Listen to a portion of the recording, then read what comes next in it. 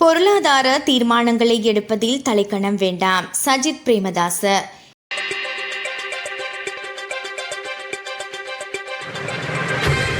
இலங்கை மீண்டும் வக்ரோத் அடையும் அபாயத்தை எதிர்கொள்ள நேரிடும் என எதிர்க்கட்சித் தலைவர் சஜித் பிரேமதாச எச்சரிக்கை விடுத்துள்ளார்.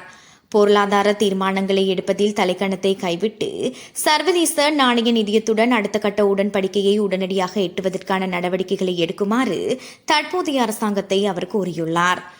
ஐக்கிய மக்கள் சக்தி தலைமையகத்தில் கட்சியின் ஆசிரியர் சங்கத்தை அமைப்பது தொடர்பான முதற்கட்ட கலந்துரையாடலுக்காக நடத்தப்பட்ட கூட்டத்தில் உரையாற்றிய போதே அவர் இந்த விடயத்தை குறிப்பிட்டுள்ளார்.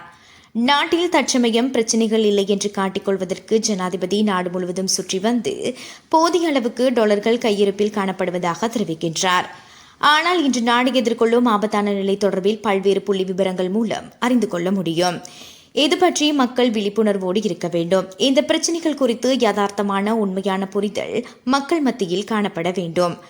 நாட்டுக்கு கிடைக்கும் வெளிநாட்டு அனுப்பல் 8 பில்லியனாக அதிகரித்தாலும் மத்திய கிழக்கு யுத்தம் தொடர்ந்து நீடித்தால் அல்லது மோசமடைந்தால் நாட்டின் பொருளாதாரத்தில் அது மிகப்பெரிய தாக்கத்தை ஏற்படுத்தும் என்று எச்சரிக்கை விடுத்துள்ளார்.